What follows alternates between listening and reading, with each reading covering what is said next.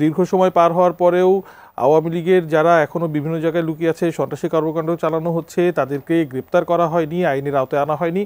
একই সাথে বারবার আপনারা এই কথা বারংবার বলছেন যে প্রশাসনেরও বিভিন্ন জায়গায় আওয়ামী লীগের দোসর বা তারা ঘাপটি মেরে আছে।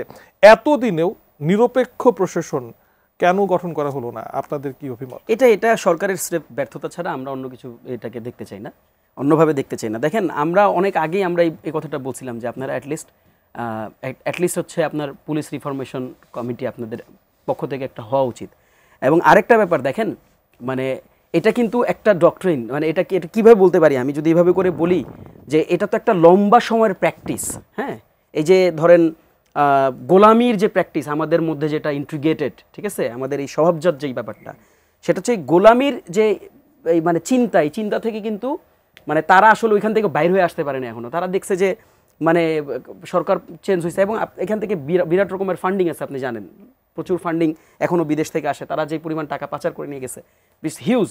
কাজেই সরকারের অভ্যন্তরে আমাদের কাছে যেটা বারবার মনে হয়েছে যে প্রশাসনের সাথে তাদের যে যোগাযোগ, তাদের অভ্যন্তরে যে সহযোগিতার যে ব্যাপার, এটা আরও স্ট্রং হওয়া উচিত, কোঅর্ডিনেশন স্ট্রং হওয়া উচিত এবং অবভিয়াসলি এটা রিফর্ম হওয়া উচিত, মানে যত দ্রুত সম্ভব এটা আমাদের রাষ্ট্রের জন্য এটা হওয়া উচিত।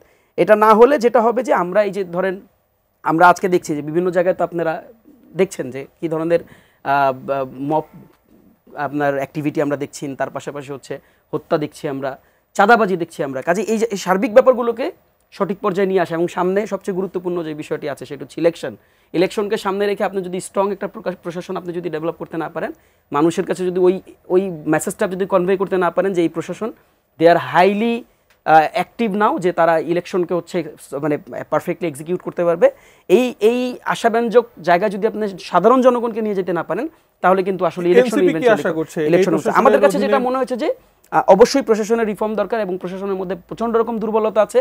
এই প্রশাসনকে আর একটু ঢেলে সাজানো দরকার। এখনো আমাদের হাতে সময় আছে। মানে এটা তো এখনো বলার সুযোগ হয়নি। আমি যেটা বলছিলাম যে এখনো সময় আছে, মানে উদ্যোগ নিলে সেটা এখনো এই সময়ের ব্যবধানে সেটা করা সম্ভব। তবে এটা করতে হবে, এটা আমাদের সুন্দর একটা গণতান্ত্রিক পরিবেশ নিশ্চিত করার জন্য আমাদেরকে করতে হবে। আমি জাস্ট একটা ব্যাপার একটু ছোট করে রিপ্লাই দিই, সেটা হচ্ছে যে আমাদের মাসুদ কামাল ভাই একটা পরিস্থিতির অবতরণ এখানে ঘটিয়েছেন। সেটা হচ্ছে যে ভিকটিম এবং পারপেট্রেটর আসলে দুইটা কিন্তু দুই রকম জিনিস। মানে তিনি যেই দুইটা সিনারিওকে কম্প্যারিজন করছেন, সেখানে একটা সিনারিওতে যেখানে যে পুলিশকে তিনি সামনে রেখেছেন, দেখেন ওই সিনারিওতে ঠিক মানে 1-1.5 ঘন্টা বা 1-2 দিনের ব্যবধানে সেই দিন হচ্ছে বাংলাদেশে প্রায় 2000 মানুষ মানে হত্যা করা হয়েছে, নিহত করা হয়েছে। এবং আপনি কিন্তু ডিফারেন্সিয়েট করতে পারছেন না কে হত্যা করেছে। আপনি তো দেখেছেন যে সেখানে পুলিশ নির্বিচারে গুলি ছুড়েছে, কে ছুড়ে নাই আপনি আমাকে বলেন। হ্যাঁ, এখন যদি আপনি বলেন যে পাশে একজন দাঁড়িয়েছিল আমি দেখছি ছুড়ে নেই, এটা তো ভাই খুব স্বাভাবিক কেস। আপনি এটাকে যদি আপনি এক্সাম্পল দেন, এটা ভেরি এক্সেপশনাল কেস, যেটাকে আপনি এক্সাম্পলের সামনে নিয়ে আসতে পারছেন না। কাজেই দেখেন ওই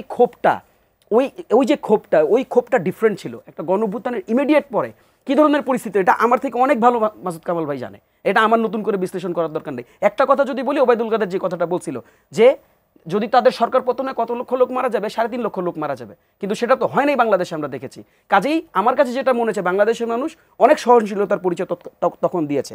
আর এখন যে সিনারিওটা ঘটেছে, আমি জাস্ট একটু কানেক্ট করে দিই, এখন যে সিনারিওটা ঘটেছে এই সিনারিওতে কিন্তু আমরা একটা জিনিস দেখেছি যে এখানেও আমরা দেখেছি ক্রিমিনাল অ্যাক্টে যারা যুক্ত ছিল, যাদের হাতে অস্ত্র ছিল, যারা হামলা করেছে, নিরস্ত্র মানুষদেরকে হামলা করেছে, আপনি তাদেরকে হচ্ছে ভিকটিমের জায়গায় নিয়ে যাচ্ছেন। আপনি এই জায়গাটাতে আসলে এইভাবে করে এত সরলীকরণ করে আসলে সুযোগ নেই।